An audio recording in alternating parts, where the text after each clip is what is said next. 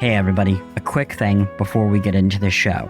We're at the 1-year anniversary, and before the end of the month, I really would like to hit 500 reviews on Apple Podcasts. I know it's silly, you know it's silly, but it makes a big difference in getting the show out in front of more people.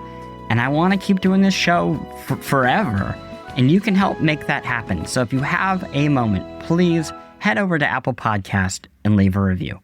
Thanks so much. Welcome to Post Games, a podcast about how and why we love video games. I am your host, Chris Plant, and I am so happy to have you here today. Grand Theft Auto is not the biggest franchise in the world because of its stories, which are shameless pastiches of superior crime films. Don't get me wrong, I enjoy the adventures well enough, but I've also seen Heat. Grand Theft Auto is not the biggest franchise in the world because of its third-person shooting, which is comparatively clunky and fussy and pales alongside its contemporaries. Grand Theft Auto is, however, the biggest franchise in the world because of the tiniest details. A runner jogging with a dog stops for their pet to take a piss. A pickup truck obeys a pedestrian crossing. Planes flying overhead land at the airport, then head off to their next destination. In the trailer for Grand Theft Auto 6, a gas station door, a single gas station door on a single gas station, is covered in individual stickers and handwritten signs. The facsimile of life is so meticulously considered that when you are sprinting through your life of crime on that first run-through, no individual artistic decision is noticed so much as it is felt. The effect is holistic. Again, that's for a time. Now, if you've spent enough time in these elaborate worlds long after you've rolled credits, you've probably begun to notice the edges. And you've probably begun to ask yourself questions of, just how real is this thing? For example, the Grand Theft Auto 5 street signs comply with California law. This isn't, I should say, local to Grand Theft Auto. These sorts of questions come up with any humongous AAA video game with lots and lots of details. What is the unemployment rate in Pokemon's biggest city? Would the water system in Cyberpunk 2077 actually work? Where does the simulation end? Personally, I would hold these questions in my head for a few moments before allowing them to escape my brain as my mental load redirects to a car chase or a heist or anything else. But today's guest is different. Any Austin has built an audience of nearly 1.5 million YouTube subscribers by not just theorizing about these questions, but spending weeks getting the answers. What's the oldest building in Grand Theft Auto 5? Turns out you can make a very informed guess if you, as any Austin has, are willing to learn about the history of Southern California architecture dating back to the late 19th century. So this week on Post Games, with the help of any Austin, we learn how to look at games closely. Act 1, try not to lose 100 followers. Act 2, why we should look closely at gaming's little details. A Patreon bonus, what is the long-term career for a gaming YouTuber? There's no news of the week this week. This is a big, long, meaty interview that doesn't just talk about the little details of video games, but all the little details of a gaming YouTuber's career. Any Austin is my favorite type of guest. He is someone who is not afraid to push back on questions, and also someone who isn't afraid to be vulnerable and share what he's really thinking. I think you are going to love this one. So let's get to it. This episode is brought to you in part by Incogni. As a video game journalist who has been doxxed a couple of times, I am constantly preaching the message of personal data hygiene. Every person, not just journalists, should be aware of how much of their personal information, phone numbers, addresses, health information, and more is available on the internet, and that those private details are being sold without your consent by data brokers and can be used for scams, harassment, and other illegal activities. The problem is so big and so widespread that you could lose entire days to finding who has your info, requesting that they remove it, and keeping these bad parties accountable. That is why I, my friends, recommend Incogni. The moment you subscribe and authorize removal, Incogni begins searching data brokers, online directories, people databases, and commercial databases. You get to watch it happen in real time on your dashboard. When I signed up, over 200 removal requests were sent instantly, and within 30 minutes, 60 requests have been completed. I've been using Incogni for months now, and I can see that they are keeping things up to date. They continue to keep me feeling safe and protected and keeping my info offline, exactly where I want it. After going independent and not being protected by a big publishing company, I began searching for the right data personal removal service. Incogni is exactly what I was looking for and has already brought me tremendous peace of mind. Frankly, time and time again, because I get emails regularly letting me know all the things they're doing to keep me safe.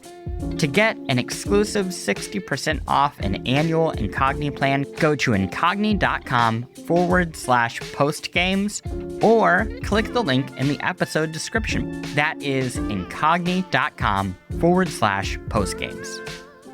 Y'all, I recently turned 40, which is tough because that means I officially need to be a grown-up. And with being a grown-up, I've had an epiphany.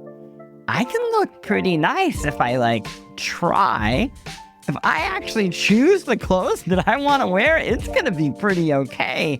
And especially when I choose clothes from a place that knows what the hell it is doing. Quince has become my go-to. The fabrics, they feel elevated, the fits, they are clean, and everything just works without needing to overthink it. Quince has all the wardrobe staples for spring. Think 100% European linen shorts and shirts from $34. Lightweight, breathable, comfortable, but still look put together. And clean 100% Pima cotton tees with a softness that has to be felt. Their pants also hit that same balance, they're relaxed, they're comfortable, but still polished enough to wear pretty much anywhere, or in my case, definitely anywhere. Everything is priced 50 to 80% less than what you think at similar brands. Quince works directly with ethical factories and cuts out the middlemen, so you're getting premium materials without the markup. Just last week was in New York trying to look good. I was rocking one of those 100% European linen relaxed short sleeve shirts, button up, and I don't want to brag, got some real compliments, which was maybe a first my entire life. Turns out it feels good to look good. And in a week where I had to take a whole bunch of meetings, it was nice to feel really confident. You can refresh your everyday with luxury that you'll actually use. Head to quince.com/postgames for free shipping on your order and 365-day returns. Now available in Canada too. That is QUINCE.com/postgames for free shipping and 365-day returns. Quince.com/postgames. Act 1. Try not to lose 100 followers. If you have ever seen a YouTube thumbnail of a bespectacled young dude pointing with a blank face at something mundane in a video game, then you've seen today's guest. Any Austin is the host of the Any Austin YouTube channel, which has skyrocketed in popularity over the past 3 years thanks to a series of intensely researched investigations into gaming questions that seem, at first, pointless. For example, how many trees are in Skyrim? But ultimately, these videos open viewers' eyes to the peculiar ways infrastructure, nature, and culture overlap in the digital world and in the real one.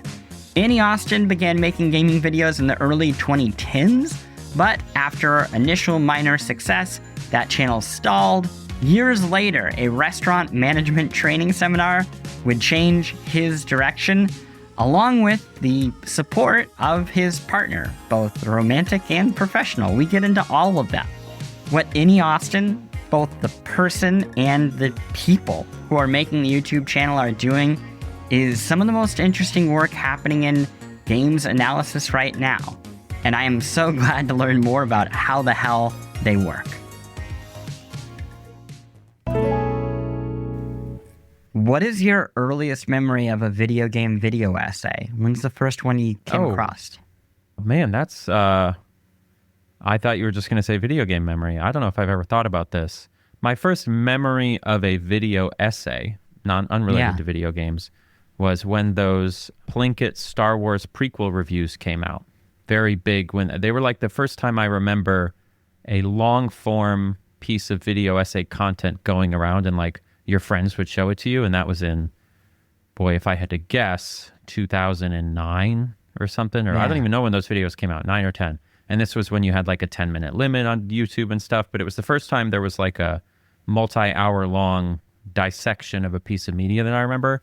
In terms of video game essays, I mean, yikes. I would have to pull up my YouTube subscriptions and look through. Surprisingly, I don't watch that many of them, like that many other video game video essayists. I went through a phase where I was watching a lot of Action Button, Tim Rogers, who's a genius. But probably for me, it would have been like Noah Caldwell-Gervais, who's obviously is a very wonderful man.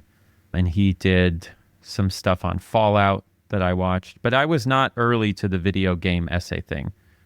I didn't consume a lot of that gaming content early in my YouTube career. I was more in like your Game Grumps kind of side of things, like the silly goofing off kind of side.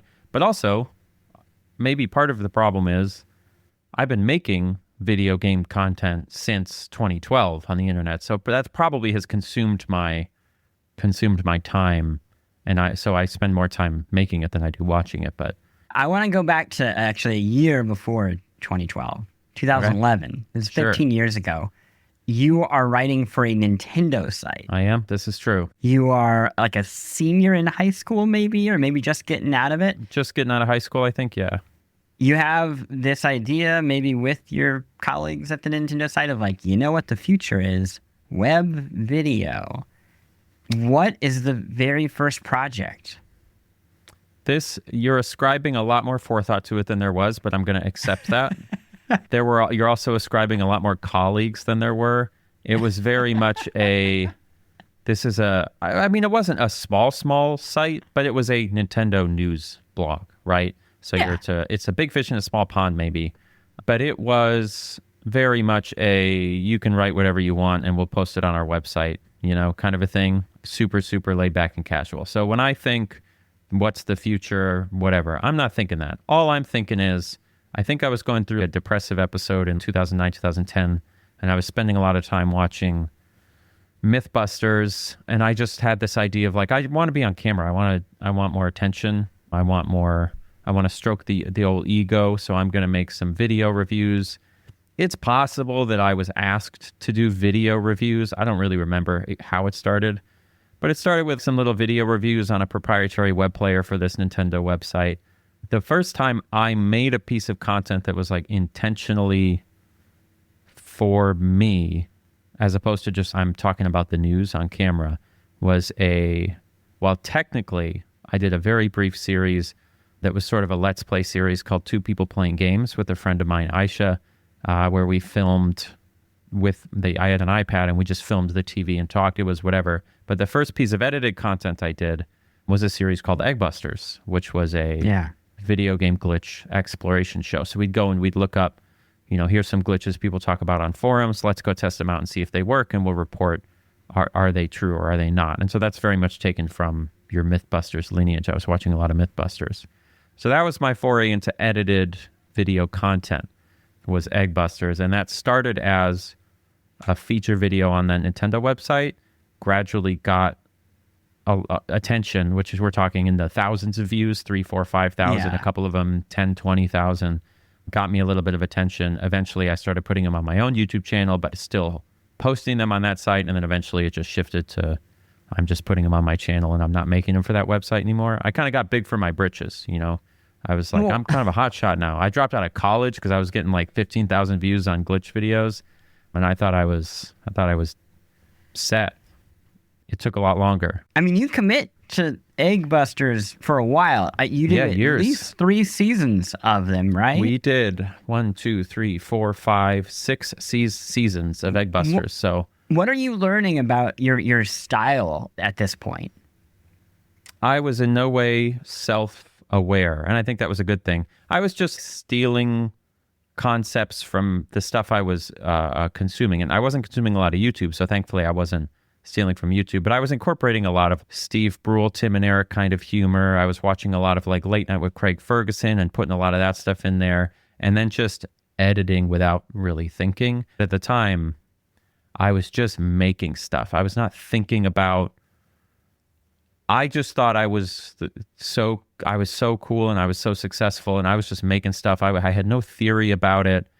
I was like kind of artsy about it, but I wasn't figuring out why it worked. I was just thinking, well, I'm a genius, so whatever I do is going to be great, which of course ends up being my downfall at one point. But I'm not someone who super thinks about the theory of it, at least until about 2022 is when I started really putting some thought into it. Let me know if this is apocryphal. But from what I can tell, have one of the most interesting come to Jesus moments, epiphanies, I guess. You were making videos like this for over a decade. Right. And at the low point, your channel is getting 500 to 1,500 views on a new video. It's dropped a lot. This is correct, yeah. You're hemorrhaging subscribers month over month. You are working in management at food services. And you get sent to a manager seminar. Basically, it's a training seminar.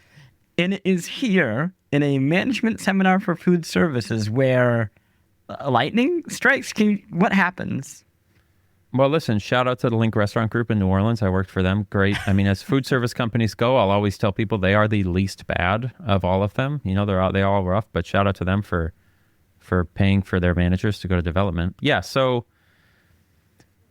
basically what happened is I don't know exactly what it was, but at a certain point I'd ended up in management and I was learning a lot about how if you take things seriously and set goals for yourself, because we would do this as part of managing the restaurant. Like you want to make sure you're taking decent care of the employees if you can. You want to make sure you're making money if you can. You want to make sure that you're putting out good product if you can. And that comes with it a certain seriousness about setting goals, having indicators of whether you're hitting those goals and then surpassing them. So they send us to this management training and they tell you all this stuff that you would see in like a Tony Robbins short. That's this corny stuff that everyone rolls their eyes at because simultaneously it's so reductive and it removes so much of what's difficult about being a person and difficult about getting things done. And it doesn't pay attention to that. And it hoists full autonomy onto every individual person as opposed to sharing it between the people and systems that they're within, obviously. But something about it, I listened to them and I said, while they're talking about goals in the context of food service, I'm thinking about them in the context of YouTube. I was like, I wonder if, this is working in food service. There's a reason these restaurants are successful in this group of restaurants I worked for. I wonder if I could do that. They said, if you want to achieve a goal, there's a 1% chance of it happening. If you want to achieve a goal and you write it down, there's a 5% chance. If you want it and you write it down and you make a plan, there's a 20% chance. And if you want it, write it down, make a plan, and find an accountability buddy, there's a 90% chance of you achieving your goals. And I was like, there's no way this is true. Let's give it a try. And then I did it. Now I have 1.5 million subscribers. So like it worked, obviously. So yeah, they unfortunately the company paid for my development to make me a better manager, and in the process they made me too competent and lost me as a manager, which is, it sucks, but it's working. It worked well for me. It works for the bigger picture, You mean like humanity? Yeah. Yeah, it's better for humanity that I'm doing this than that I'm managing a restaurant. It was good to be a manager, and I liked it a lot of ways. I just like food service. It was a fun job as a server, as a busboy, as a manager, but this is better for humanity. I'll agree. You say after the seminar, you go home, you immediately set goals with the person who is now your partner. Is that correct? Partner, and also my operator. She runs the operations for the YouTube channel, basically. So she just helps coordinate anything that we need coordinated. So yeah, we are romantic. We're lovers. We're life partners. We are business partners, and we are accountability buddies. You don't set goals that are like become super famous, though. Correct. Like what does she looks you in the eyes and she says, here's what is real. Here is what accountability looks like. What is that? I mean, it was very much on each individual person. But at the time, the first goal, and it probably obviously wasn't literally that night, but the first goal that I set for myself on YouTube was, I want to say the first thing I did was I set long-term goals for myself. It might have been something like have 100,000 subscribers or whatever. And then we would break that down into what's our goal for this month? What's a step that we can take this month? Where do we need to be? So my first goal for the first month was to lose 100 subscribers, because we were losing something like 200 a month or 300 a month for the last 4 or 5 years. So the goal was just to only lose 100.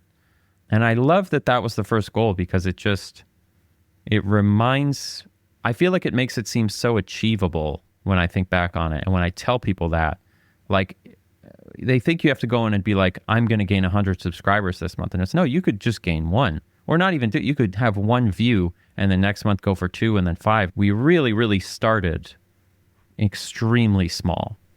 And when you set a goal like that, lose 100 subscribers, it immediately focuses what you need to do. Because I hadn't thought about how to do this before, but because I set that goal, I was like, all right, if that's the goal, what do I have to do? First thing I did, you open up the analytics on the YouTube app and you go, which of these videos are losing me the most subscribers? And which ones are losing me the least? All right, let's make more of the ones that are losing me the least. Let's start there.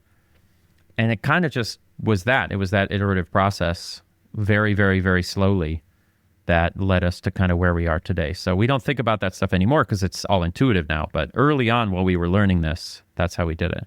You're looking at the data, but you're also creating the data. And by that, I mean, the other thing that you do is you just make more stuff.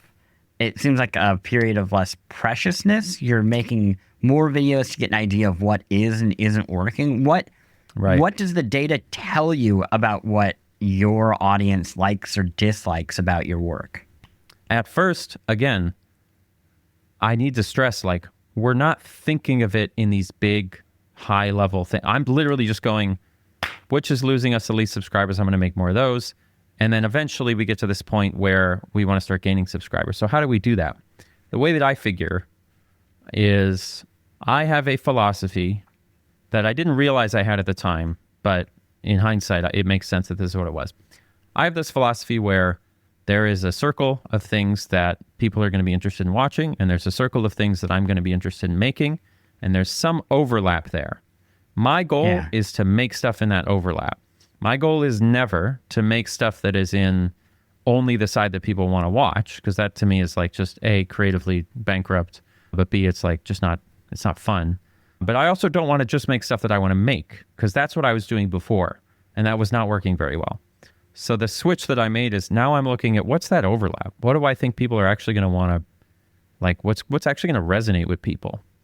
And the way that we looked at that initially was when we put up, so we make that determination, right? Like, we need to just figure out what things are resonating with people. And so let's just start making stuff. I'm just going to write down a bunch of ideas, and anything that I think sounds cool, I'm going to make it. And then we're going to see what resonated. The way we determined what resonated was purely subscriber numbers.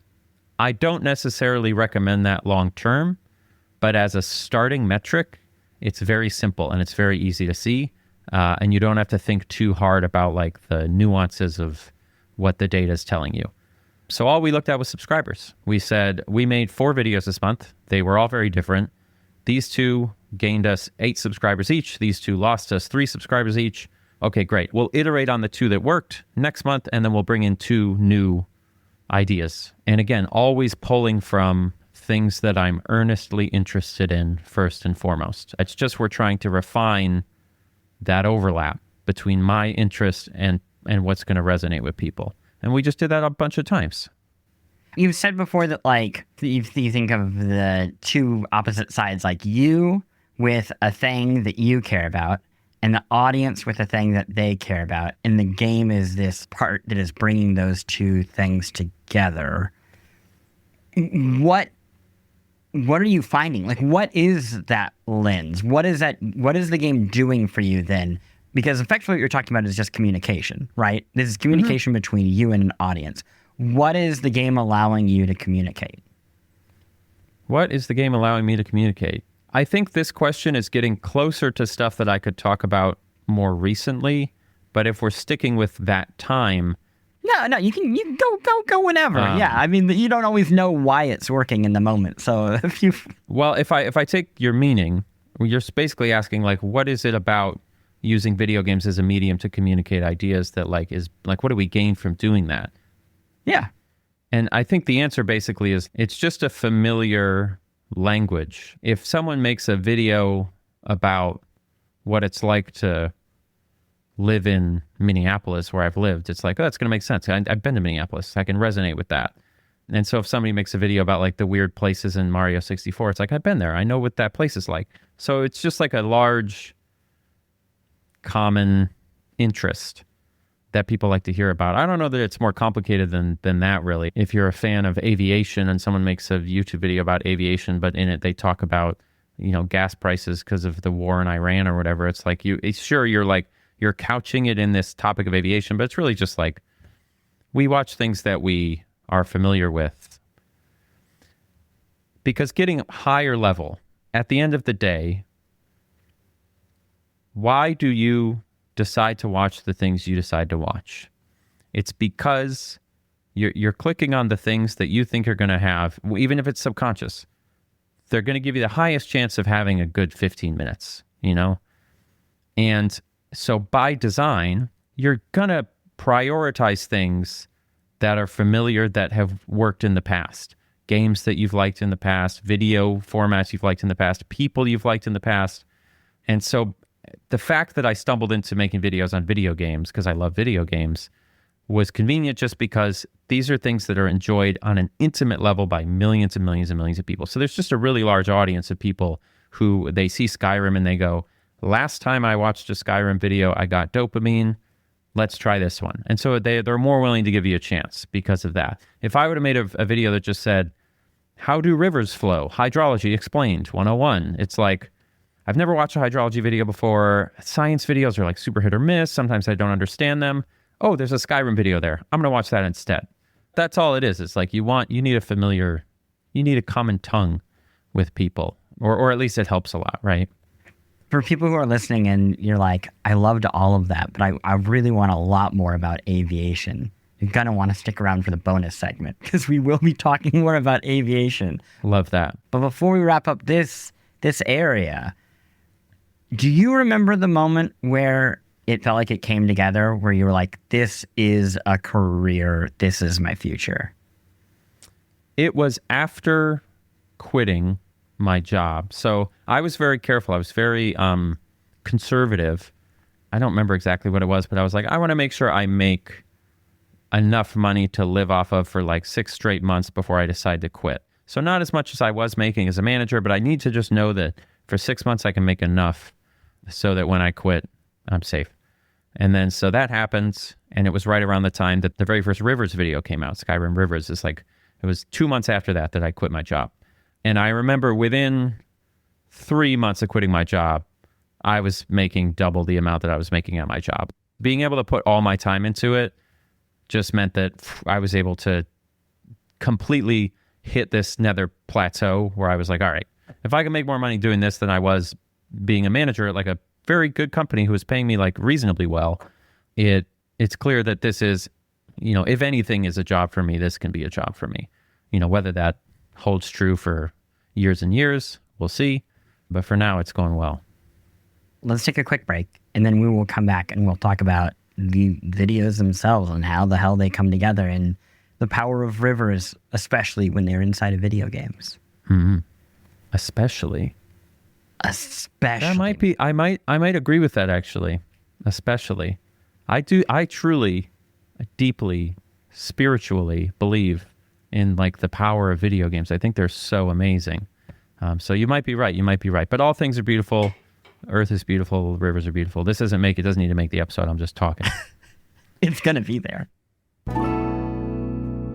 Y'all, it's not fair. The end of the day, when I need to cook a healthy meal is when I'm also peak exhausted. I've been doing everything I need to do for my family, for my friends, for work. And then I gotta cook. For me, eating healthy, it's not a willpower problem, it's a setup problem. Until, that is, I found Factor. Factor makes everything so much easier for me by giving me healthy options crafted by chefs that are delivered right to my door. I'm hitting those nutritional goals this season without planning, without grocery runs, without cooking.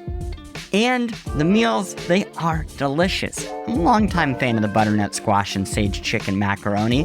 I like the ginger teriyaki salmon. I'm a bit of a salmon person. I also love the shredded chicken taco bowl. But there is something for everybody here. There's a more protein option. They got GLP-1 support.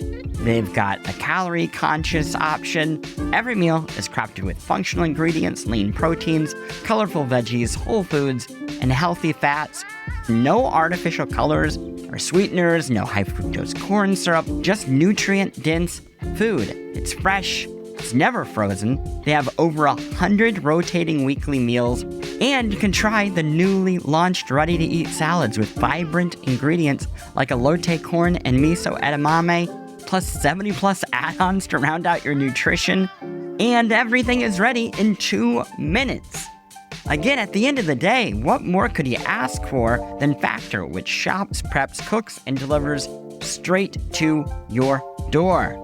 More time for me and more time for you then to do everything you want to do this spring. I so enjoy Factor. It's tasty as it is simple to rely on, and I think that you're going to enjoy it too. So head to factormeals.com/postgames50 off and use code postgames50 off to get 50% off and free daily greens per box with new subscription only while supplies last until September 27th, 2026. See website for more details. That's postgames50 off. Act 2, why we should look closely at gaming's little details. We're getting into like the philosophy. You have said the overarching theme of your work is, quote, looking at worlds and spotting how we relate to them and how they relate to us. You have also said that your work is about noticing what we take for granted. Can you unpack those a bit further?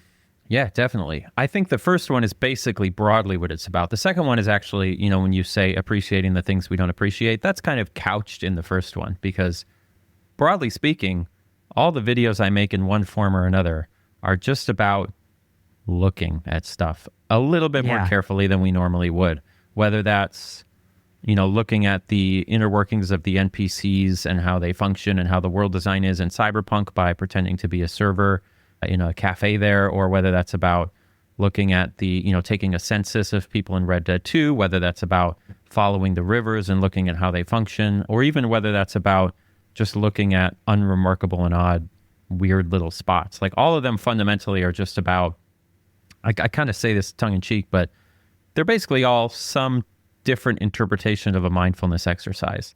It's just, I just like looking at stuff. I love it. I like doing it in my real life. I love doing it in video games. Video games are just a free, safe, like explorative, playful space to do that, but you can do it in real life too. So the driving philosophy for me, and I say driving, I'm actually just driving blind. I don't pay attention. But when I look back and try to write the theory behind what I see, the trail of death that is behind me, and I go, how did all these people die?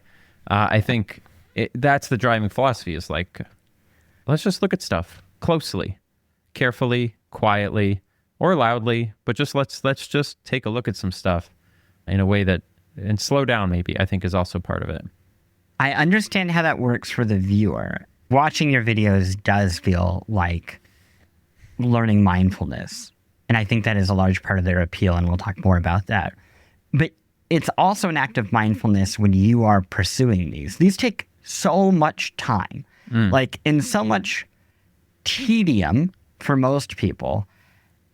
And on top of that, you are not in the real world looking at rivers where the real world has a lot of boring things going on. You are in a video game where it's constantly begging you to come play.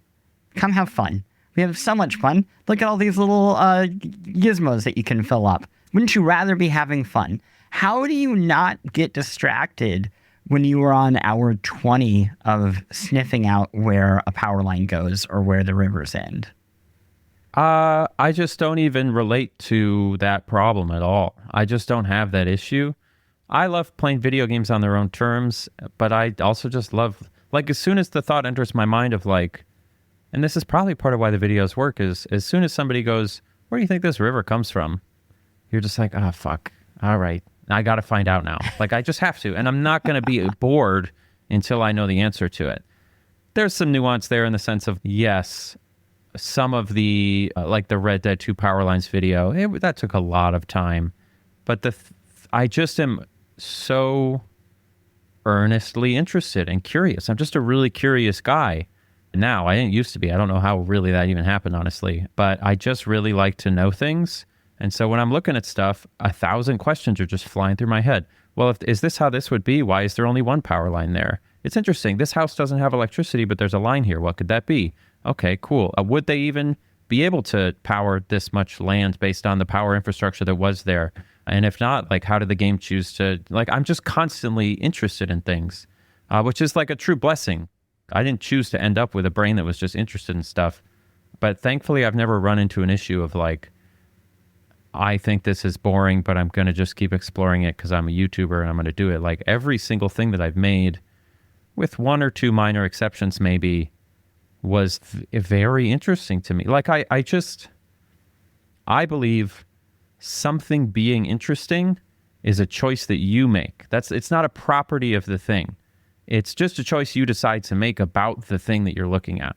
And there's not a single thing in a video game or life or in music or science or whatever that wouldn't be interesting if you didn't choose to see it that way. I just believe life is a fractal of curiosity and joy or something. I don't, whatever that means. What you're describing to me reminds me of journalism, and often like local 100%. Journalism. Yeah. And also travel reporting to some degree. What are your inspirations outside of video games and media? Because it feels like whatever is inspiring you is coming from, in many ways, an outside place. The world. I really don't know. It's not like there's a documentary maker that I was like, I'm so inspired by that. There's no other media that is the obvious inspiration for where this comes from. It's just when I walk outside, things are interesting and I want to know more about them. I just am curious about everything. So if you're asking me, where did I get that curiosity? My dad? I don't fucking know. Like, it's like that. Like, the only thing I can think is, growing up, my dad was always the guy who he had an explanation for kind of how stuff worked. If we asked as a kid, why does the car make that noise? Where does the water go when we flush the toilet? He'd be like, well, he just knew stuff. And so maybe it came from there. I really don't know. But I also lived for 25 straight years having zero curiosity about anything. It just kind of clicked into place when I started being a YouTuber. Maybe it's because I get lots of money now for being curious, and so it's just self-fulfilling. But I think it's earnest. I like to think it's earnest, that it's not all whatever. But yeah, I just love stuff. I wish I could tell you more. I wish I could give you a list of things to go do to think that life is worth being curious about. Not that you don't think that, but I couldn't point to any one thing in particular. Local journalism is amazing. Documentaries are amazing. Art films are amazing. Regular films are amazing. It's everything. It comes from everywhere. Let's talk about the curiosity then, because you're right. On one hand, you are extremely curious. You have the power, and you're rewarded by your audience for digging really, really deep into certain things, often in these very large games. But these formats can be, for YouTube video essayists, traps or containers or walls in their own way. Do you find that the formats prevent you from engaging with other games that you otherwise find interesting? I would say that that's definitely yes. But that's only just a matter of it monopolizes so much of my time. Because all the games that we cover on the channel are very large, very popular games, broadly speaking. I don't remember the last time that we covered an indie game, right? Or like a non-open world giant place that you could go explore. So my time is definitely monopolized by those types of games, even though my interest in games expands much, much, much wider. But I don't see it as a trap, because if you asked me, when I was a manager, does working at a restaurant prevent you from exploring the things? And it's like, yeah, because it takes a lot of time. It's a job, like it is also a job. Artistically, which I think is more what you're getting at, is it a trap to have a bunch of people like a certain type of thing that you're making, and which then incentivizes you to make more of that thing? Yeah, but it's a good problem to have, right? Or is that not what you're asking? I mean, I think that's it. I guess what I'm getting at is like how you protect yourself against that, not as a person, not as somebody who just wants to make sure that you have time to enjoy good art, but as somebody who also wants to grow and who wants to be challenging yourself, and someone who is curious, right? I'm sure you're thinking of other formats. You're thinking of other ways of engaging with games. How do you do that? It's the same as everything. Every time I think of something that I find interesting, I write it down. And then if I ever need an idea for something, I'll go look and see, what do I think? I do try to still pick things that I think people will be interested in, but I don't sweat that type of stuff. Like the idea of like, I want to make sure that I don't get stagnant or grow. I just make stuff as much as I can and try to make the best stuff I can all the time, and always try to make stuff that I'm excited about. But I think I just don't have that problem yet. I've only been successful on YouTube for 2.5 years, maybe, depending on where you draw the line. But it doesn't strike me as something that I intend to struggle with. I'm going to choose not to have this problem. That's what I'm telling you. I think you do a bit of judo in your videos, where you use the expectations to get to where you want to go, no matter where that is. Yes, I'm glad you picked up on that. Yeah, there's a switch that happens early in each video when the point expands from the superficial to the contextual. Like, a video will be, hey, this is a video about the oldest building in GTA 5. And you're like, oh, sure, I guess that sounds interesting. That's weird. I wonder what that looks like. And then it's really a video about architectural signifiers of construction in Southern California at the turn of the century. Well, of course, what else could that be about? Like, what else could that be? You say that, but nobody makes that video. What many people would do if they were trying to do a knockoff version of this is they would literally try to be about the oldest one in GTA 5, and they would go around and they'd be like, this one looks the oldest.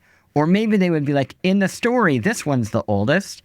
They're not using it as an opportunity to teach people, which is like what your videos ultimately are. That's not because I'm going in being like, let's find a way to make this a video about teaching. I'm not saying you're accusing me of that. Wouldn't be so bad to be accused. No, not no. Yes. Yeah. God forbid I be accused of being a teacher. Jesus, those losers. I'm just kidding. Don't Timothy Chalamet me. Listen. So yeah, I don't go into it going, how can I want to make a video about architecture. So how can I figure out how to like trick people into, not trick people, but you know what I'm saying.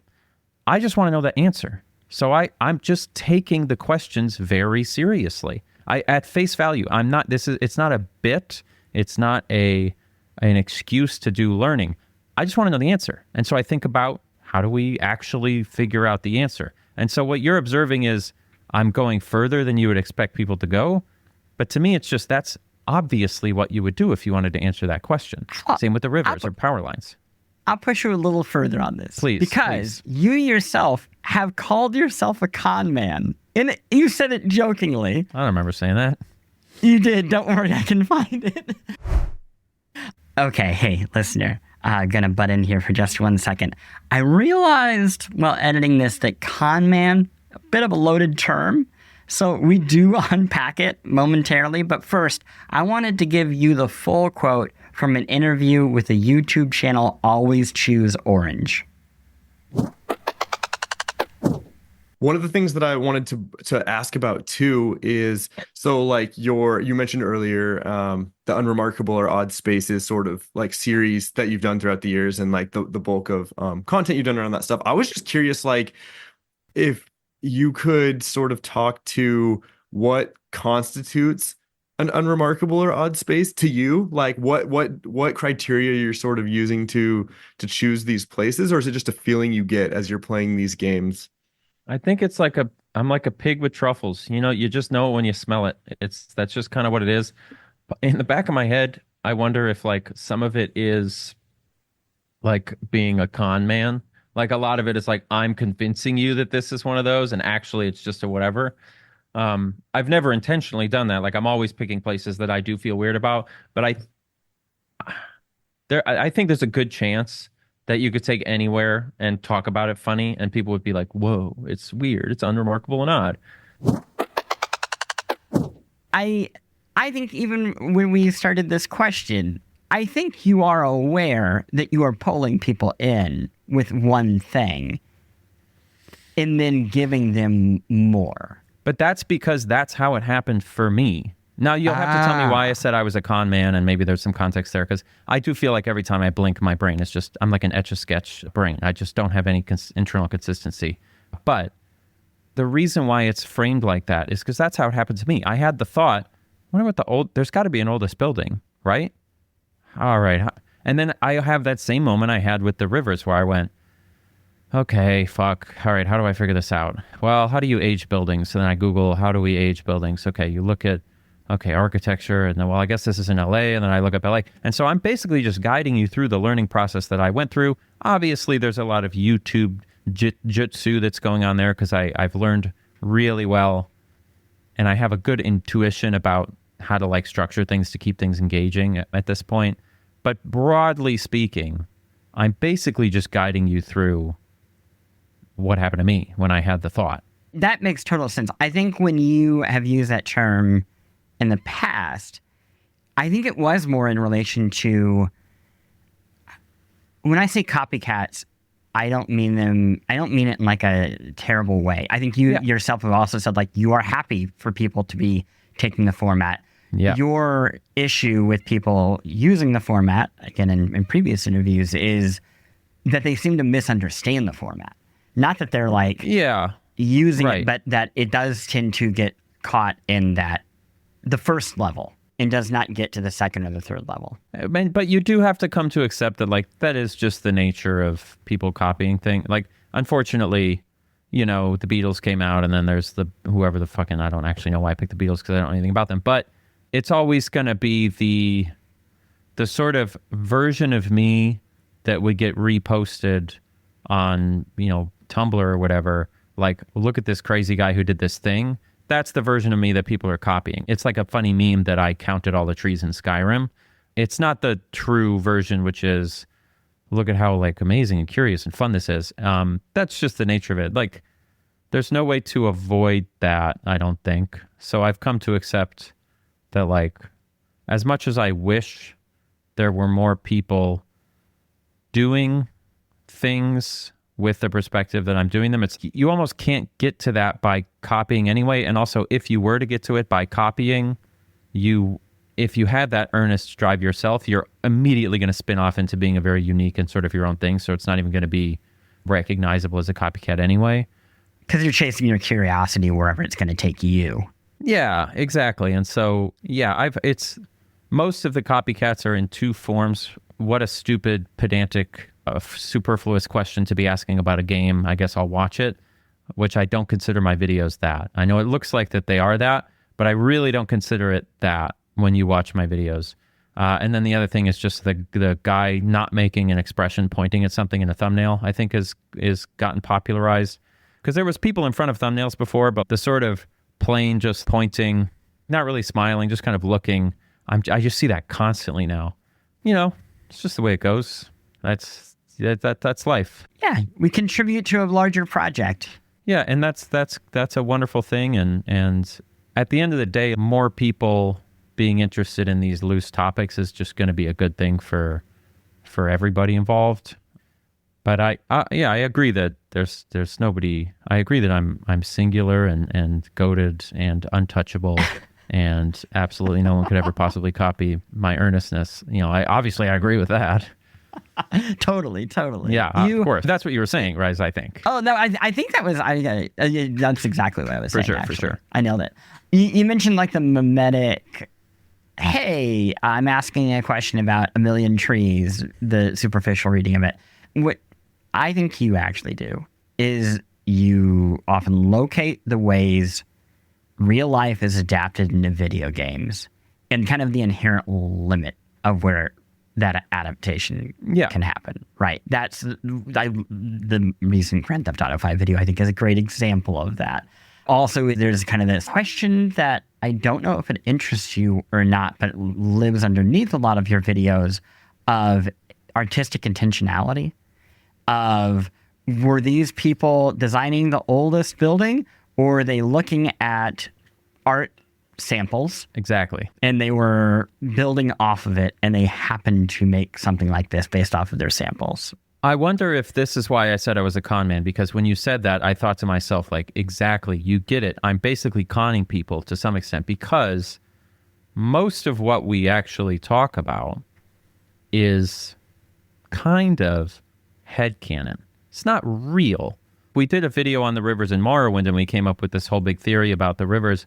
At the end of the day, everybody watching, I hope or assume everyone watching the video about Morrowind's rivers knows that they are the way they are because of technological limitations, and they just weren't that interested in trying to make super fancy rivers because they were worried about other things.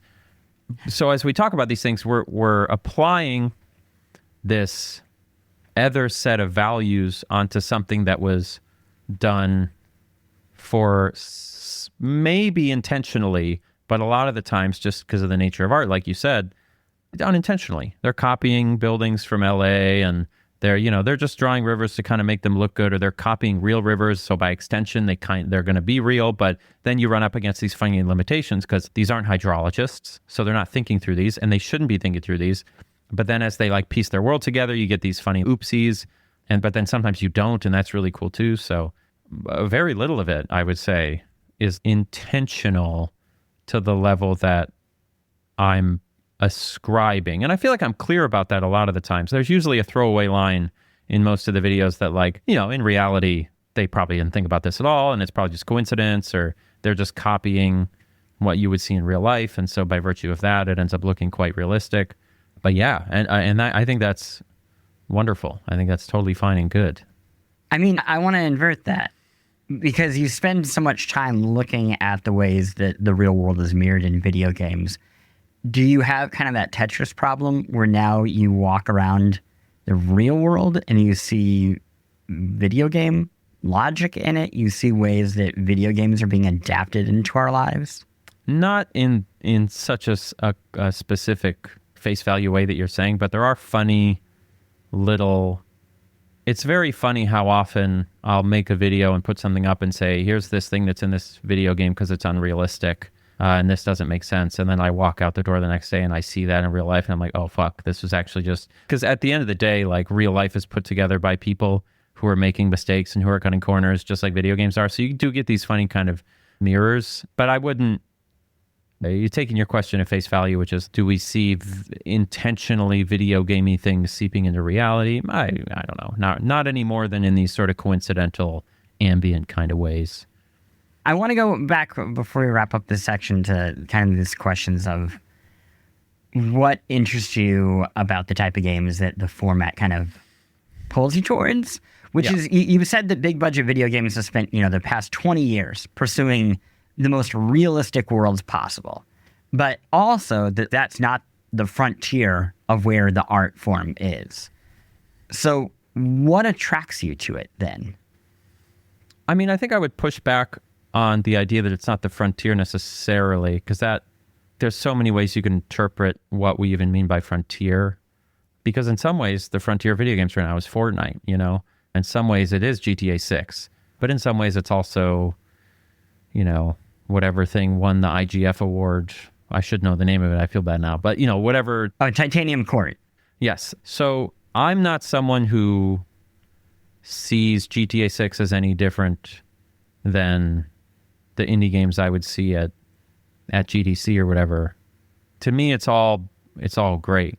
I don't separate them in that way. What interests me about these games is kind of that they are pop. Like, I've always been someone who's appreciated things that are popular, and I've always assumed that means something. Because I kind of grew up, well, not grew up, but like I grew up listening to like pop music and being all like popular things are fun because they're popular.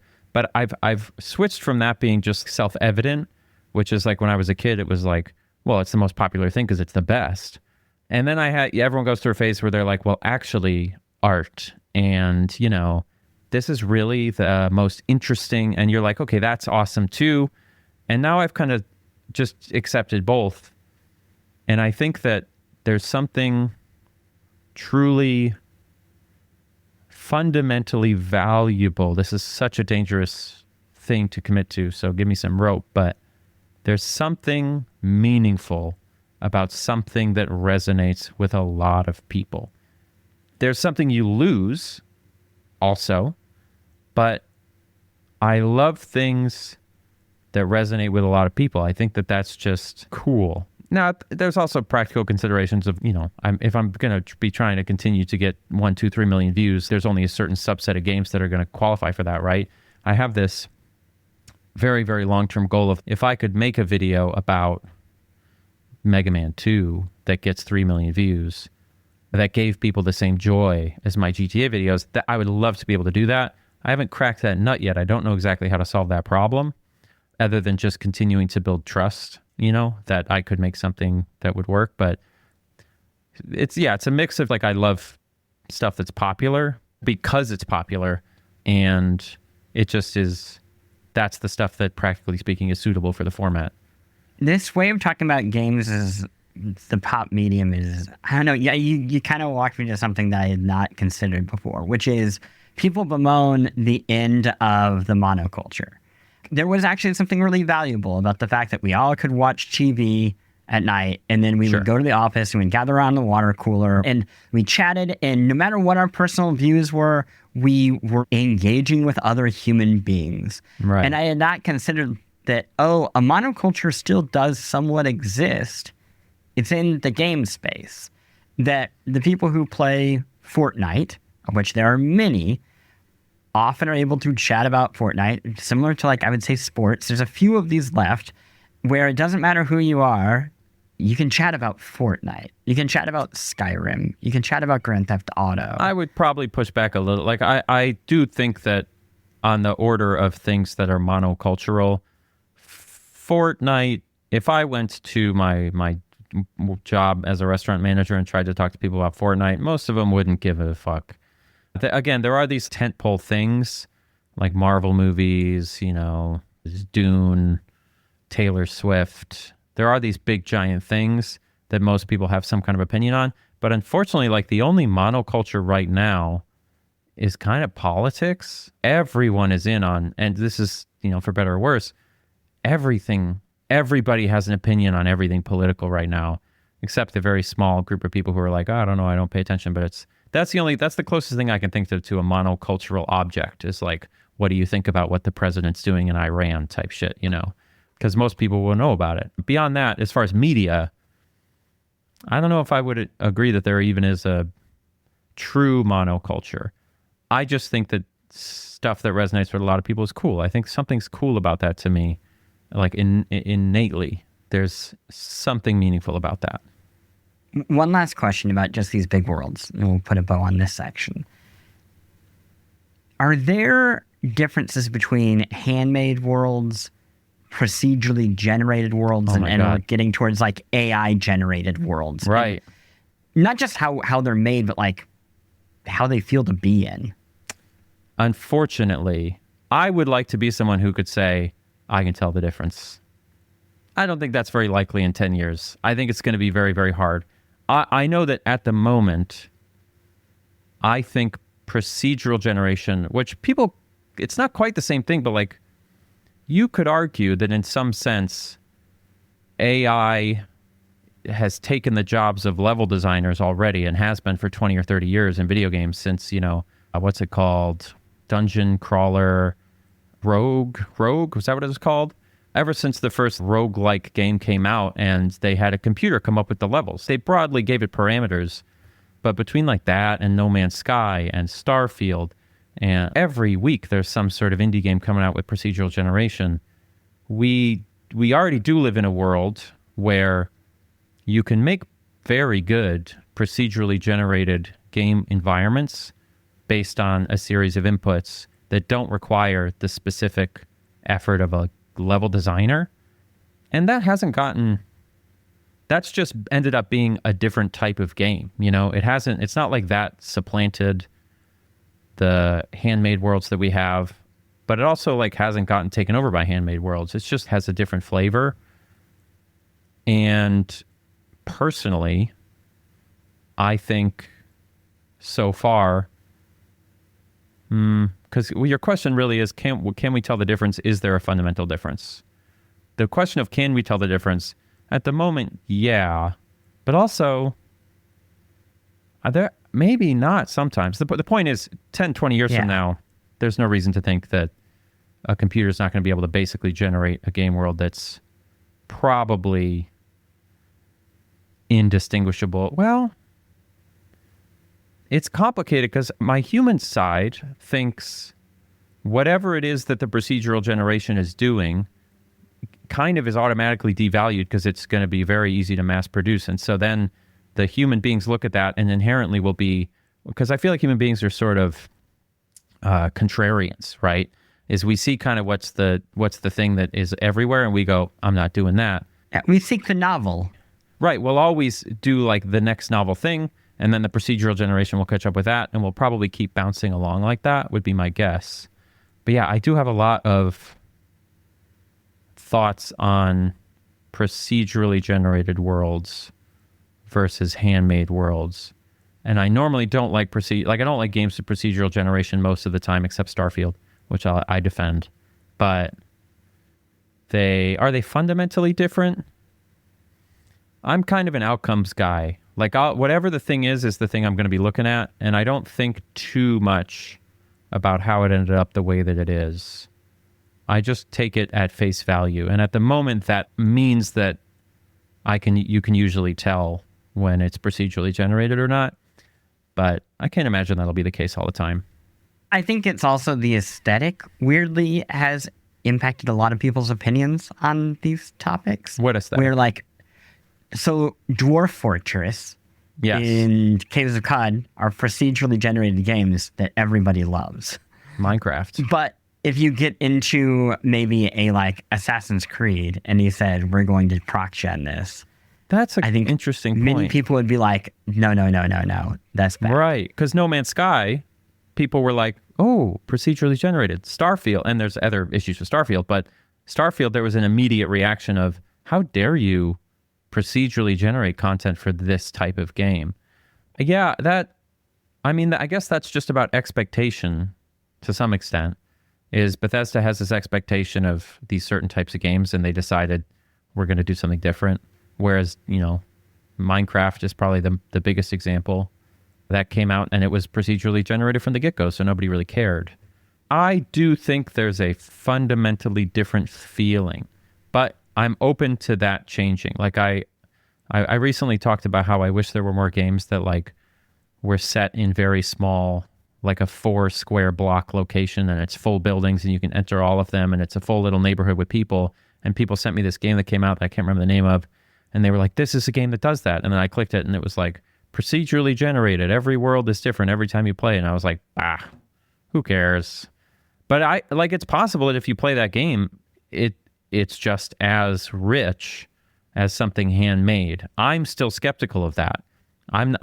It's hard for me to let go of that, but the technology curve is always going up, and at some point we will be able to make procedurally generated or AI generated things that are indistinguishable from the thing that was popular last year, and probably never the thing that's popular this year, I want to wrap this up, and then how about we talk about the next, 10, 20, 30 years that will get us to the magical future? Let's do it. The usual, where should people go on the off chance they're not already watching your videos? Listen, I'm blessed enough that if you're meant to see me, the algorithm will give it to you. I don't even have to say anything. Let's just trust. But you can always just Google my name. Perfect. Thank you so much. Yeah, it was a pleasure. Yeah, I appreciated that a lot. Hey everybody, it is Plant. I'm just about to set this episode live, but before I do, I realize that conversations about procedural generation and random generation and AI generation, the terms can get muddy. So I just want to let you know that if you would like to know more about the specific terms and why these things are different, go to the newsletter at patreon.com/postgames or post.games for the free version, and I've included links there. Okay.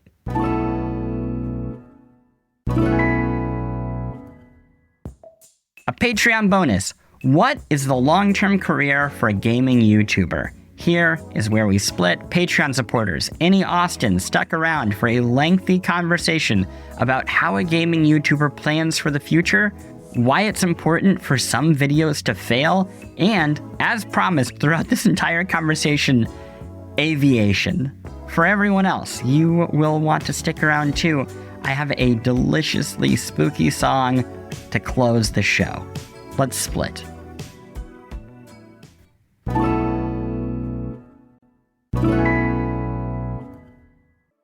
Listeners, today we learned a very, very special lesson, which is the rivers in video games don't actually lead anywhere because they are not real.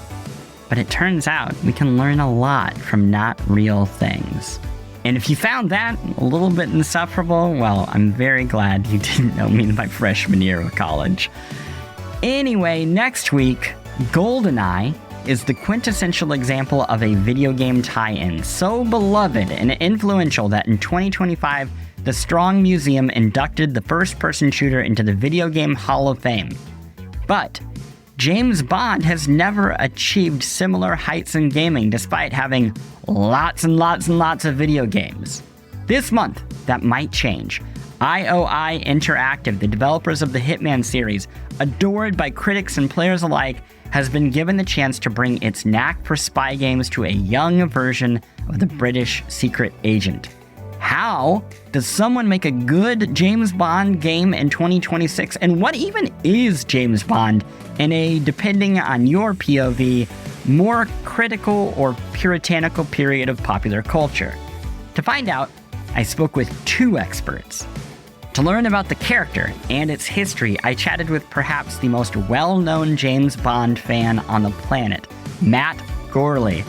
Gorley is best known as the co-host and producer of Conan O'Brien Needs a Friend. However, I am a humongous fan of his film podcast, like The Horror Show with Gorley and Rust, which he does with the wonderful comedian Paul Rust, and most relevant, James Bonding, in which Matt Gorley and co-host Matt Mira analyzed the entirety of the Bond film catalog, and they did so much more.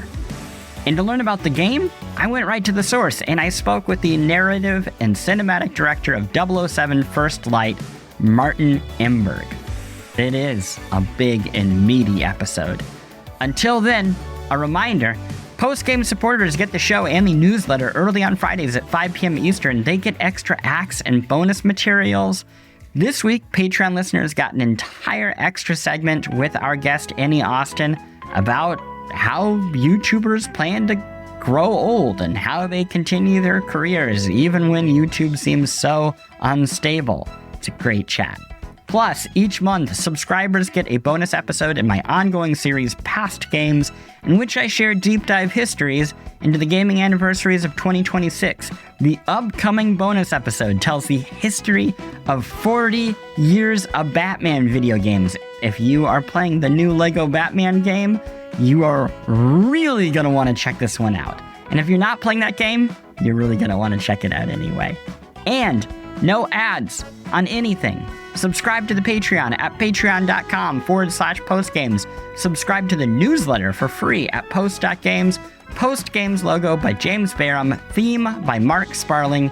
And a special thank you to this week's guest, Innie Austin. All Post Games interviews are edited for concision and clarity. If you like the show, please, please, please leave a review on Apple or Spotify or share the show with a friend. And now, to take us out, the track He's Out There from the upcoming game Screaming Savage Blood Death. I'll see you next week.